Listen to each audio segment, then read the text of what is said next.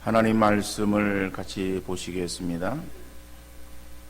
구약성경 하박국 3장 16절에서 19절 말씀이 되겠습니다. 구약성경 하박국 3장 16절에서 19절 말씀 제가 읽어드리겠습니다. 내가 들었으므로 내 창자가 흔들렸고 그 목소리로 말미암아 내 입술이 떨렸도다. 무리가 우리를 치러 올라오는 환난 날을 내가 기다림으로 썩이는 것이 내 뼈에 들어왔으며 내 몸은 내 처소에서 떨리는도다.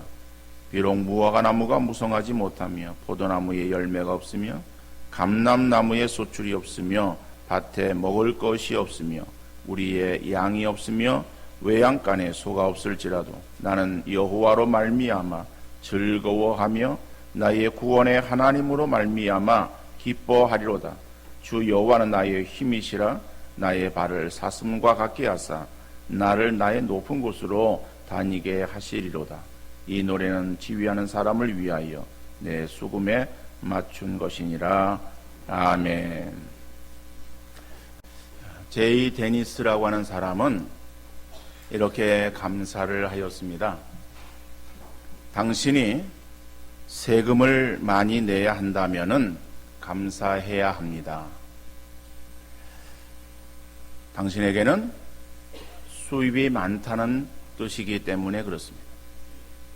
몸무게가 늘어서 옷이 맞지 않는다면 감사해야 합니다. 먹을 것이 넉넉한 인생을 살고 있기 때문에 그렇습니다. 세탁할 옷이 집안 구석에 쌓여 있다면 감사해야 됩니다. 당신은 적어도 갈아입을 옷이 있다는 말이기 때문에 그렇습니다. 집이 수리할 곳이 많고 새는 곳이 많다면 감사해야 됩니다. 당신은 집이 있다는 의미이기 때문에 그렇습니다. 집 주변에 주차 공간이 없어서 멀리 주차해야 한다면 감사해야 됩니다. 차가 있다는 뜻이고 조금이라도 운동할 기회가 주어졌다는 의미이기 때문에 그렇습니다.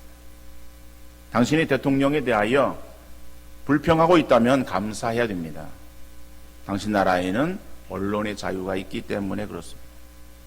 교회에서 옆에 있는 성도가 찬송을 부를 때에 불효파음을 내고 있다면 감사해야 됩니다. 당신의 청각이 정상이라는 뜻이기 때문에 그렇습니다. 새벽에 잠영종 소리가 요란하거든 감사해야 됩니다. 당신에게는 할 일이 있다는 의미이기 때문에 그렇습니다. 저녁에 피곤을 느끼거든 감사해야 됩니다. 온종일 열심히 일했다는 뜻이기 때문에 그렇습니다. 여러분, 우리가 앞에 있는 조건을 생각할 때에 감사가 나오기보다는 불평이 나올 수 있는 상황이에요. 몸무게가 늘어서 옷이 맞지 않는다. 옷 나가야 되는데 이 옷 저 옷을 걸쳐 보아도 단추를 채울 수 없고 지퍼를 올릴 수 없는 그러한 옷들만 걸려 있다고 한다면 얼마나 속상하겠어요. 야, 옷도 없고 그럴 거예요. 그런데 그러한 그 불평이 아니라 야, 내가 이만큼 살이 쪘다는 것은 먹을 것이 넉넉하기 때문에 그런 것이구나. 여러분, 우리가 어렸을 때에 다 배를 골았어요. 그때는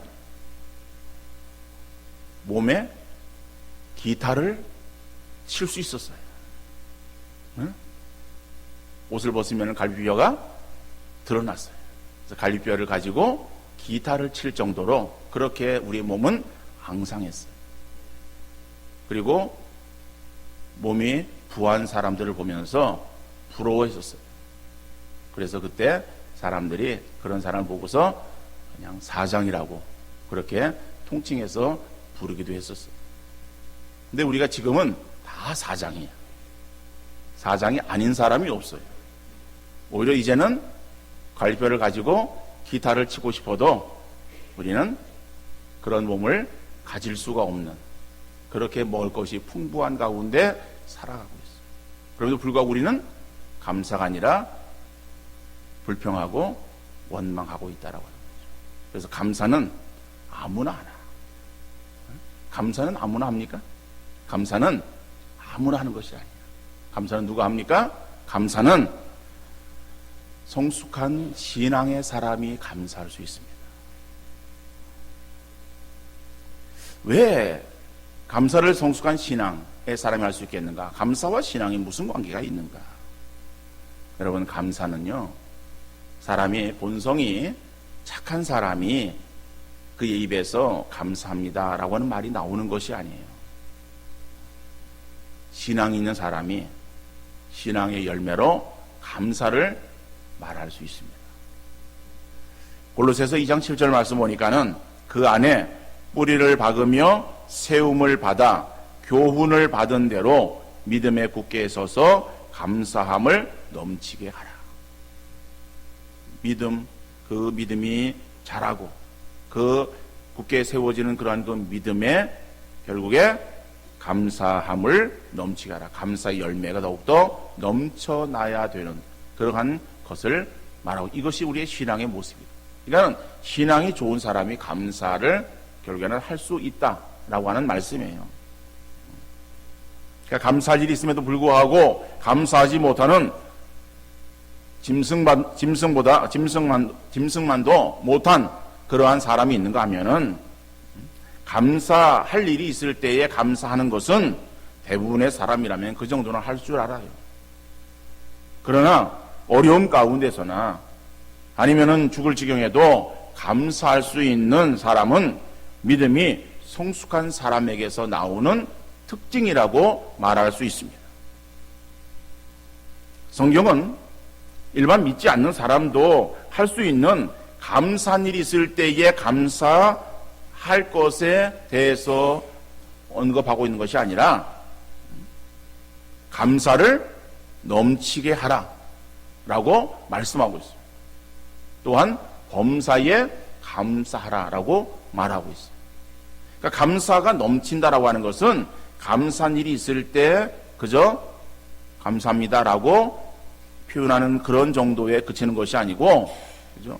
우리가 감사한 일이 있거나 감사하지 못한 그러한 상황이거나 늘 감사하는 그러한 것을 말하는 거예요. 그래서 그것을 또 데살로니가서에서 말씀하고 있는 범사에 감사하라라고 하는 말과 같은 의미의 말이에요. 그러니까 범사에 감사하라라고 하는 것은 감사한 일이 있을 때에, 좋은 일이 있을 때만 감사하는 것이 아니라 그러지 못한 일이 있을 때도 감사하라고 하는 거예요. 그러니까 우리의 삶은, 신앙인의 삶은 늘 감사하는 그러한 삶이 되어야 되고, 그러한 감사가 넘치는 삶이 되어야 한다라고 말씀하고 있는 거예요. 자, 이런 것은 성숙한 신앙에 그러한 사람이 할 수 있는 감사죠. 오늘 본문에서 보면은 바로 그러한 수준 높은 감사가 나오고 있습니다. 하박국 선지자가 처해 있던 그러한 상황은 좋은 환경이 아니었습니다. 많은 것을 가지고 있었던 그러한 상황이 아니었습니다. 힘들고 어려운 상황 속에서도 감사를 드렸어요. 자기 수중에 아무것도 없는 상황이었지만 감사드렸어요. 자, 구체적으로 하박국 선지자가 처한 환경은 어떠했는가? 첫 번째로 나라가 큰 위기 가운데 처해 있었습니다. 나라의 위기가 있는 거예요. 오늘 16절 말씀이에요. 내가 들었으므로 내 창자가 흔들렸고 그 목소리로 인하여 내 입술이 떨렸도다. 무리가 우리를 치러 올라오는 환난 날을 내가 기다림으로 내 뼈에 썩이는 것이 들어왔으며 내 몸은 내 처소에서 떨리는도다. 여러분, 내가 들었으므로 무엇을 들었는가? 우리가 이 하박국의 앞에 나오는 내용들을 다 살피지 못하기에 그 구체적으로 우리가 말씀드리기는 그렇습니다만은 그 하박국이 처해 있던 그러한 이 상황은 남유다와 북이스라엘로 나뉘어져 있는 그러한 조그만한 이스라엘이에요. 그런데 이미 그 위쪽에 아수르가 일어나서 그 아수르가 북이스라엘을 이미 점령을 했습니다. 그리고 남유다는 이제 반토막으로 그냥 존재하고 있었어요. 다시 말하면 그 땅은 뭐 우리나라의 강원도 정도 되어지는 그런 땅이에요. 남북을 합하면은. 근데 거기에서 북이스라엘이 이미 아수르의 손에 넘어갔어요. 그러니까 강원도에 뭐 절반 안 됩니다만 어떻든 간에 강원도의 절반 정도 되어지는 땅은 빼앗겼고 나머지 한 절반 정도에 되어지는 아주 적은 그러한 면적을 가지고 있는 약한 유다예요. 그런데 그 아수르가 계속해서 번성하는 것이 아니라 그 아수르가 무너지고 그 밑에 있는 바벨론이라고 하는 나라가 일어나는 거예요. 그래서 바벨론이 아수르를 점령합니다. 그러면은 아수르가 통치하고 있었던 모든 그런 나라들은 이미 바벨론 손에 넘어오는 거죠. 그러니까는 북이스라엘도 바벨론의 손에 들어왔고, 그리고 남은 그 강원도 절반 정도도 안 되어지는 그러한 그 영토를 가지고 있는 남유다에 바벨론이 거기에 치러 온다라고 하는 그런 소리가 들리는 거예요. 여러분, 그러면은 이 유다는 지금 위기예요. 풍전등화 같은 그러한 상황에 놓여 있는 나라입니다. 바벨론은 강대한 나라예요. 그 강대한 나라가 유다를 치러 오면은 이거는 꼼짝없이 당할 수밖에 없는 거예요. 뭐 당하는 것이 나라가 망하는 거죠. 전쟁에 피해가 그들에게 주어지는 거예요. 뭐 전쟁을 하면은 그냥 단순하게 게임을 하는 것입니까? 우리나라도 전쟁을 겪었어요. 여러 전쟁을 겪었지만은 우리나라 최근에 6.25를 겪었어요. 한국 전쟁을 겪었어요. 6.25로 인해서 우리나라가 어떠한 지경에 처하게 되었습니까? 세계에서 가장 가난한 나라 가운데의 하나였잖아요. 모든 것이 폐허가 되어지는. 그러니까 전쟁이라고 하는 것은 그렇습니다. 전쟁에 지면은 완전히 나라가 망하는 거예요. 그러니까 그런 전쟁에 망한다라고, 가정이 망하는 것도 고통스러운데, 이거는 뭐 한 가정이 망하는 것이 아니라 그 나라가 망한다라고 하면은 얼마나 고통스러운 그러한 일이겠습니까? 그래서 그러한 소리를 들을 때에 그 목소리를 인하여 내 입술이 떨렸다. 이거는 선지자는 하나님 말씀을 받아서 전하는 거예요. 전하는 그러한 그 선지자, 그러한 그 엄청난 그러한 이 비보를 전해야 되는 거예요. 그러니까는 이 하박국의 마음이 편하겠습니까? 무리가 우리를 치러 올라오는 환난 날을 내가 기다림으로 내 뼈에 썩이는 것이 들어왔습니다. 뼈가 썩는 거예요. 얼마나 고통스러워요. 그러니까 이 고통을 말하고 있는 거예요. 내 몸은 내 처소에서 떨리는도다. 몸이 부르르 떨리는 거예요.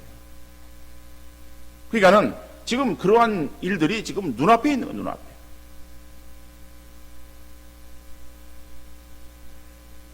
자, 그러면은 이러한 전쟁의 위협, 그리고 나라가 망한다 라고 하는 그런 이 상황, 이러한 그 상황에 있어서 마음이 편하겠어요? 고통스러운 그러한 그 마음을 가지고 있는 지금 하박국입니다. 그런데 유대 민족은 하나님의 선민이었어요. 그러니까 선민이기 때문에 선택된 백성이거든요. 하나님은 선택된 백성이기 때문에 하나님께서 우리를 지키신다, 우리를 보호하신다라고 하는 그러한 강한 믿음이 있었어요. 그리고 이방 사람들은 하나님의 주시는 복이 아니라 하나님께서 저들을 저주하시고 진노하셔야 될 대상으로 생각했는데, 그러한 진노받아야 될 그런 이방 나라가 하나님의 선택되어진 우리 민족을, 하나님 백성들을 치고 죽인다, 우리가 거기에 죽임을 당해야 된다라고 하는 그러한 일들이 있어서 도대체 왜 하나님은 가만히 계십니까? 왜 이런 일들을 막아주지 않습니까? 라고 하는 그러한 이 의아스러운 그러한 그 마음에 심한 갈등을 가지고 있었던 거예요. 결국 이 앞에 나오는 내용도 우리가 잘 보지 않았지만은 결국 그런 어떤 일들을 가지고 그리고 하박국은 성소에 올라갑니다. 성소에 올라가서 거기에서 하나님 앞에 기도하는 거예요. 기도할 때에 하나님의 역사하심을 그가 깨닫게 되어집니다. 그리고 이제 3장에서 고백하는 마지막 부분에 고백하는 결론적인 그러한 그 내용이 그러한 상황일지라도 내가 감사한다라고 하는 감사의 찬양을 지금 드리고 있는 거예요. 그러니까는 어떤 감사의 찬양을 드리고 있지만은 지금 하박국이 처한 그런 환경은 어떤 환경이냐? 나라의 지금 큰 위기, 나라가 지금 곧 망하게 되어질 수밖에 없는 그러한 위기가 그 앞에 놓여 있다라고 하는 거예요. 그뿐 아닙니다. 두 번째로는 경제적으로 아주 궁핍하고 어려운 가운데 처해 있었어요. 오늘 보면 17절의 말씀입니다. 비록 무화과 나무가 무성하지 못하며 포도나무에 열매가 없으며 감람나무에 소출이 없으며 밭에 먹을 것이 없으며 우리의 양이 없으며 외양간에 소가 없을지라도. 여러분 6가지를 뭐 없다라고 말하고 있어요. 근데 이것은 세상을 살아가는데 절대적으로 필요한 거예요. 꼭 있어야 될 것들이에요. 그런데 그런 필요한 것들이 자기 수중에 지금 아무것도 없다라고 하는 거예요. 여러분 농사를 짓는 사람이 한 해 동안 수고합니다. 수고하고 가을에 익은 그러한 그 이삭들이 누렇게 물결치는 그러한 그 논을 바라보는 농부의 마음은 얼마나 기쁘겠어요. 그런데 그 논에 나가 보니까는 홍수로 인해서 거기에 배멸구가 아주 막 그냥 꽉 차서 그래서 그 벼들을 다 못 쓰게 만들었다. 그래서 보니까는 그 모양은 되어져 있는데 가서 이삭을 만져보니까는 이삭이 다 쭉종이다. 그러면은 거두어 들여도 추수할 것이 없는 그러한 상황에 놓여 있다라고 한다면은 농부의 마음이 어떻겠어요? 과수원 나가서 배를 심고 사과를 심고 그렇죠? 열심히 땀 흘려서 잘 가꾸고 일을 했는데 추수를 앞두고 늦가을에 태풍이 불어서 그래서 그 모든 것들이 다 떨어져서 그래서 땅바닥에 그냥 쫙 떨어진 낙과되어진 그러한 과일들을 바라보는 농부의 마음이 어떻겠는가라고 하는 거예요. 지금 돼지를 키워서 돼지를 지금 곧 출하해야 되는데 콜레라가 돌아서 돼지가 다 몰살해요. 닭이 수천 마리, 수만 마리 되어지는데 거기에 병이 들어서 그래서 다 폐사되었다. 소가 다 병들어서 죽었어. 그래서 그것을 처리해야 되는 그러한 것을 바라보는 농부의 마음. 여러분 집안에 오니까는 쌀독에 쌀이 떨어져요.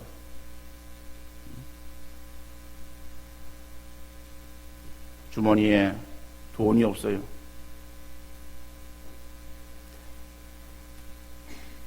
뭐 차는 있는데 돈이 없어서 휘발유를 넣지 못해서 차를 끌고 다니지도 못해요. 통장에 잔고가 하나도 없어요. 자, 그런 어떤 상황이에요. 그런데 우리 사람들이 느끼는 빈곤이라고 하는 것은요, 상대적인 빈곤을 느낍니다. 우리나라가 지금 힘들고 어렵다라고 말을 해요. 그래서 살기 어려워서 이 나라를 떠나기를 원하는 젊은이들이 있다라고 해요. 그런데 여러분, 우리나라는 전후 60년을 지나면서 이러한 비약적인 발전을 한 나라가 세계에서 유례를 찾아볼 수 없을 정도예요. 도움을 받던 나라가 한 세기도 지나기 전에 다른 나라를 도와주는 그러한 경우는요, 이거는 세계사에 유례가 없는 그런 아주 독특한 특성이다. 우리 민족의 특성이에요. 그래서 우리는요, 잘 사는 나라예요. 우리는 다 힘들고 어렵다라고 말을 해요. 못 살겠다라고 말을 해요. 근데 이런 것은요, 우리만 그런 것이 아니라 세계의 영향이다라고 하는 거죠. 여러분, 미국의 대선이 끝났습니다만은 대통령 선거할 때에 트럼프가 내건 공약이 뭐예요? 우리는 뭐 외국이지만은 그래도 큰 나라이기 때문에 관심들이 있어요. 그리고 언론에서 보도를 하기 때문에 내가 좋든 싫든 그냥 듣는 거예요. 그래서 우리가 알고 있는 지식적인 그러한 그 내용은 보호무역을 하는 거예요. 이 보호무역을 하는 것은 왜 그런가 하면은 미국이 어려워요, 지금. 그래서 어려운데 거기에 실업자도 생기는 거예요. 거기에 기업들이 도산하는 거예요. 그런 상황이 있어서 우리가 어떻게 다른 나라를 도와줄 수 있겠느냐. 지금 우리나라도 지금 살기 힘든데 그래서 다른 나라를 도와주는 것들을 지금 금하겠다라고 하는 거예요. 왜? 나라 안에 그러한 것들을 살리기 위해서. 여러분, 이러한 그 정책이 뭐 트럼프만 그랬어요. 힐러리도 그랬어요. 그러니까 이것이 미국의 그러한 그 상황으로만 끝나는 것이 아니라 그리고 세계의 그러한 그 상황이다라고 하는 거죠. 그러니까 세계 상황이 어려워요. 그 세계 상황이 어려우면 우리나라는요, 거기에 견디지를 못해요. 왜 그러고 하면은 우리나라 자체만 가지고서 내수로서 경제적인 이러한 그 어떠한 자립이라든지 생활이 어려워요. 1억 명은 되어져야 내수가 제대로 돌아가고 나라가 경제가 움직여요. 다른 나라에 어떠한 수출을 하지 않아도 영향을 그렇게 받지 않는다 그래요. 그런데 우리는 5천만, 6천만이. 이거 가지고는 그 안에서 물건 만들어서 안에서 내수만 가지고 안 돼요. 그러면 자연히 뭐 해야 돼요? 수출을 해야 돼요. 수출해야 되는데 다른 나라가 다 힘들어요. 그러니까는 그런 것들이 있어서 수출이 안 돼요. 그러니까는 우리가 지금 어려움을 당하고 있어요. 근데 이런 어려움들은 이건 상대적인 빈곤이다라고 해요. 다른 사람과 비교해서 내가 삶이 지금 어렵다라고 하는 거죠. 내가 살고 있는 아파트의 평수가 적고 내가 지금 명품 가방을 들고 다니지 못하고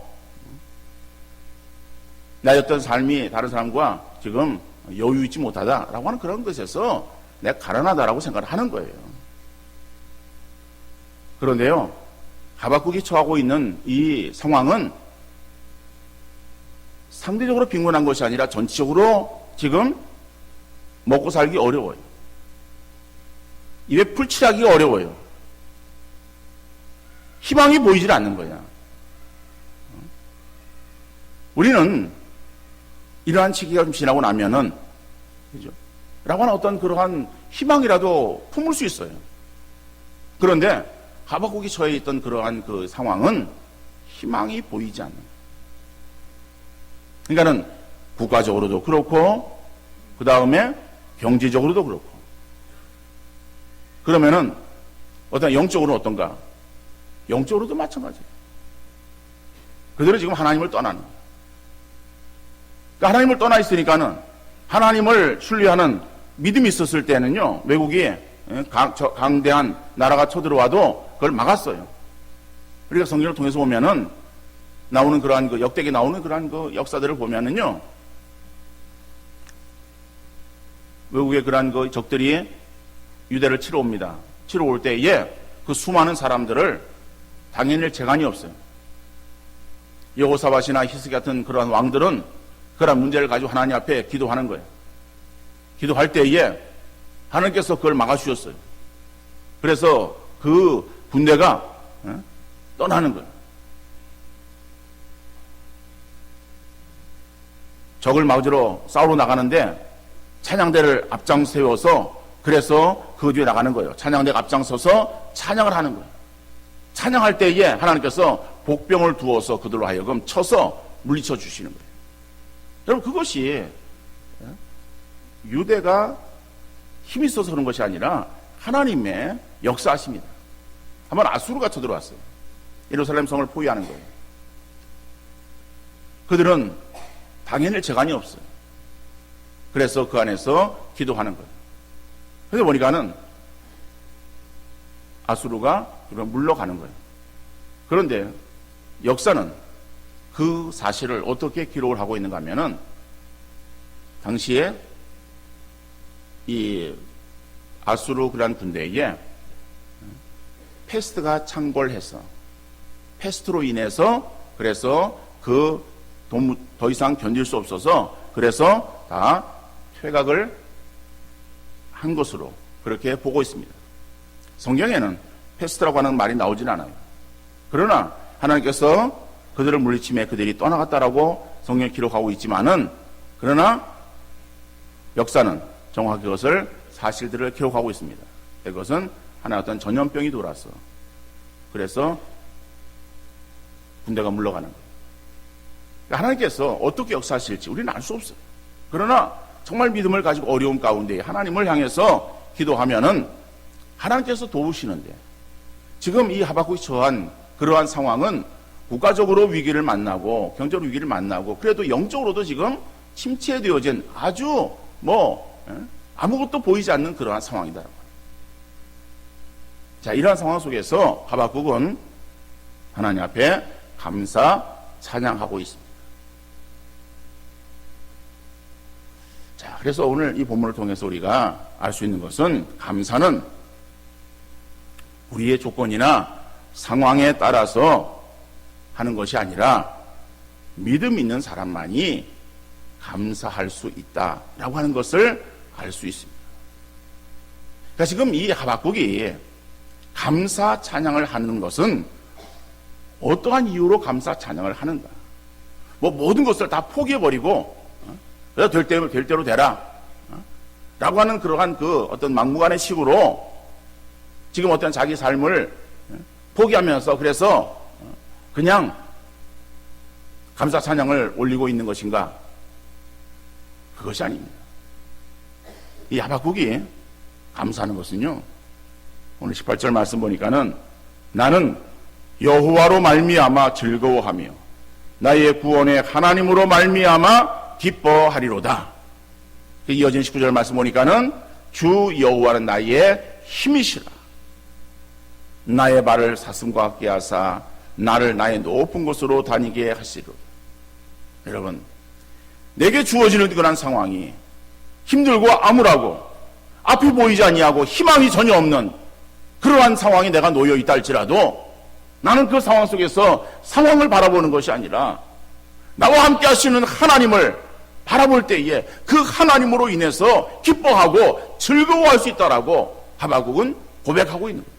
그렇습니다. 감사는 우리에게 주어지는 상황에 따라서 감사할 수 있는 것이 아니라 하나님을 향하는 믿음 있는 사람이 감사할 수 있을 줄 믿습니다. 그래서 우리가, 여러분, 주어지는 그러한 그 조건을 바라보면은요, 감사할 사람 세상에 하나도 없어요. 내게 이만한 것이 주어져 있다 한다면요, 처음에는 막 좋을 거예요. 좋아할 거예요. 근데 좋아하는데요, 그 좋아하는 마음이 얼마나 가겠어요. 하루 이틀 지나다 보면은 이러한 것들이 당연히 내 것으로 생각하는 거예요. 그럼 이 많은 것에 대해서 감사하는 것이 아니라 뭐예요? 당연하게 생각하는 거예요. 없는 사람이 생각할 때는 많은 것을 가지고 있을 때, 야, 저 사람은 정말 참 늘 삶에서 감사하겠지? 라고 생각하지만은 막상 있는 사람은요, 그거 가지고 감사하지 않아요. 오히려 자리가 비었다 생각하는 거예요. 요 빈데 뭘 더 채우지라고 하는 거예요. 이게 사람의 마음이에요. 욕심이에요. 그러니까 우리의 주어진 어떤 상황, 어떤 조건, 이런 것들을 바라보면서 감사 조건을 찾으려고 하면요, 그런 사람은 감사할 수 없다라고 해요. 그래서 감사는 하나님을 바라보는 믿음 있는 사람이에요. 그의 삶 속에서 감사할 수 있는 줄 믿으시기를 바랍니다. 그래서 서양 격언에 이런 말이 있어요. 제일 가르치기 힘든 수학 문제는 그러니까 수학 문제 그러니까 조금 머리가 좀 어지러운 사람들이 많이 있을 거예요. 또 갑자기 설교실에 무슨 수학 문제를 말하는가. 잘 들어보세요. 제일 가르치기 힘든 어려운 수학 문제는 우리가 받은 복을 세어보는 것이다 라는 말이 있어요. 이해가 되십니까? 여러분, 가장 가르치기 어려운 그 문제는 뭐예요? 답이 없는 거예요.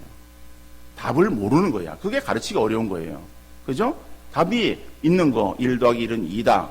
그러면은, 그런 답이 딱 이렇게 나오는 거는, 그거는 그냥 쉬워요. 그런데 우리가 받은 복을 세어보는 것은요, 어려워. 받은 복이 뭐지? 뭔가? 모르겠는데? 모르겠는데 풀 수 없는 것이 어려운 거 아니에요?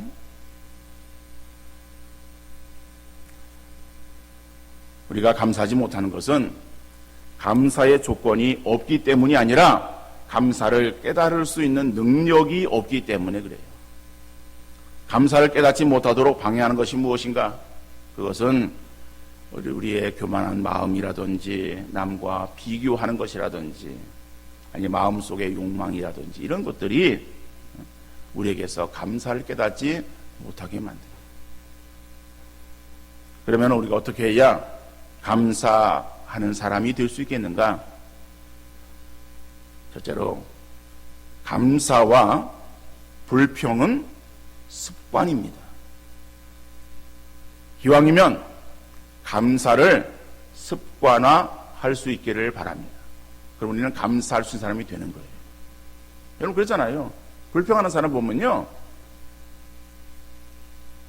정말 힘들고 어려워서 불평하는 게 아니야. 불평하다 보면은 그 사람은 늘 불평하는 사람이에요. 안 된다라고 하는 사람은요, 늘 그 입에서는 안 된다라고 하는 소리가 나와요. 못한다라고 하는 사람은요, 늘 그 입에서 못한다라고 하는 소리가 나오는 거예요. 습관이야, 습관. 그래서 그걸 고쳐야 돼요. 그러니까는 기왕이면 불평하는 것이 아니라 뭐예요? 감사하는 거예요. 근데 감사하는 것도요, 우리가 하다 보면 그것이 습관이 되어지는 거예요. 그러면은 습관이 되어지면 늘 감사할 수 있는 사람이 되어지는 거예요. 또 한 가지는요, 많이 가진 자가 감사하는 것이 아니라 많이 깨닫는 자 감사하는 것이다. 여러분들, 감사는 헤아려 감사해야 돼요. 헤아려 보지 않으면요, 감사가 나오질 않습니다. 여러분 어때요? 감사의 일기를 얼마나 쓰셨습니까? 감사의 일기를 쓰려고 하다 보니까 어떻게 잘 돼요? 잘 안 돼요. 습관이 되지 않아서 잘 안 돼요. 근데 우리 그냥 넘어가는 거예요. 근데 여러분, 앞에 제가 처음에 서론적으로 말씀드린 그러한 그 내용들을 보면은요, 그러한 그 내용이 있어서 그건 다 불평거리 아니에요? 여러분, 그러한 어떤 불평거리임에도 불구하고 그것을 감사로 바꾸는 거. 그죠? 그 감사를 깨닫는 능력이에요. 그러니까 우리의 삶에서요, 감사라고 하는 것은 그냥 저절로 막 생각이 나는 것이 아니라, 그리고 감사할 수 있는 어떤 큰 사건들만 우리에게 있어야, 그래야 그거 감사하는 것이 아니라, 감사를 깨달을 때에 헤아려 보면서요, 감사하는 것이 진정한 감사고, 그러한 감사가 되어질 때에 우리에게 더욱더 큰 감사가 계속 넘쳐나게 되어질 줄로 믿습니다. 마지막 한 가지 보면은 기도하면 감사가 더 넘치게 되는 거예요. 그래서 기도는 원망을 감사로 만드는 거룩한 과정이다, 이렇게 말할 수 있어요. 여러분, 우리가 불평하고 원망하는 그런 우리의 입술이 아니라 늘 감사하는, 우리 말로만 감사하는 것이 아니라 정말 우리의 생각 속에서, 그리고 우리의 삶 속에서 정말 감사하는 그러한 여러분들 되시고, 그런 감사를 하기 위해서는 내가 얼마나 많이 가지고 있는가, 외적인 그런 어떠한 조건들을 우리가 헤아려 보는 것이 아니라 정말 내게 주신 것들을 정말 깨닫는 그러한 삶이 되어지고, 그런 것을 위해서 또 기도에 힘쓰는 성도가 되어질 때 우리가 더 감사하는 그러한 삶을 살아가는 성도 되어질 줄로 믿습니다. 불평하면은 불행이 항상 따르고, 원망하면 원 없이 망하게 되어지는 거예요. 감사하면은 불평을 축복으로 바꾸는 통로가 되어지기에 더 감사가 넘쳐나게 되어질 줄로 믿습니다. 여러분, 감사는 아무나 하는 것이 아니라 믿음 있는 사람만이 진정한 감사를 할 수 있습니다. 그래서 내가 감사하지 못하는 것은 내게 없기 때문에 감사하지 못한다 라고 자기의 생활을 그렇게 합리화시키지 마세요. 감사하지 못하는 것은 성경 분명히 우리에게 있어서 감사하라고 말씀하는 거예요. 범사에 감사하라고 말씀하는데, 내가 감사하지 못하는 것은 하나님 말씀을 내가 이해하지 못하는 것이거든요. 그것을 우리가 내가 없어서 내가 좀 더 있으면 할 텐데 라고 하는 것으로 우리가 자기의 부족을, 자기의 연약함을, 자기의 죄성을 합리화시키지 말고, 우리가 그 신앙이 없는, 믿음이 없는 그런 나의 모습을 주께 용서를 구하며 믿음을 가지고 믿음으로 하나님을 바라보시는 그러한 귀한 성도들 되어질 수 있기를 간절히 바랍니다.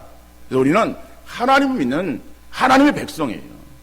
하나님의 백성은 하나님을 믿어야 되지, 하나님의 백성이 하나님 위에 다른 것을 믿으면 되겠어요? 근데 우리는 하나님 백성이라고 하면서 하나님 위에 다른 것을 믿고 있어. 지금 다른 것을 신뢰하고 있어요.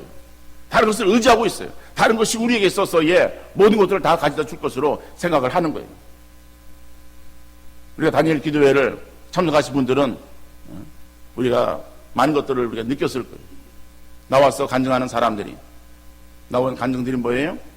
그들이 잘 나갔을 때가 있었어요. 그들이 돈이면은 다 되는 줄 알았어요. 그들이 자기가 행하는 그런 것들이 최고고, 그래서 자기 능력으로 세상을 살아갈 줄 알았어요. 그런데 지나고 보니까는 뭐예요? 그런 것이 아니라 하나님이었다라고 하는, 그죠? 하나님을 만난 사람들의 그 고백을 우리가 들었어요. 여러분, 그렇습니다. 세상은 우리가 가지고 있는 조건으로 살아가는 것 아니에요. 우리의 조건이 많아야 기뻐하고 즐거워할 수 있는 것이 아니에요. 나와 함께 하시는 하나님을 바라보는 믿음이 있을 때, 그 믿음으로 우리가 정말 하나님으로 인한 그러한 그 기쁨과 즐거움을 누리며 살아가게 되어질 줄로 믿습니다. 여러분들이 정말 바로 이러한 믿음을 가지고 우리의 삶 속에서 원망과 불평이 아니라 늘 믿음으로 감사가 넘치는 귀한 삶을 살아갈 수 있기를 주님 이름으로 축원합니다.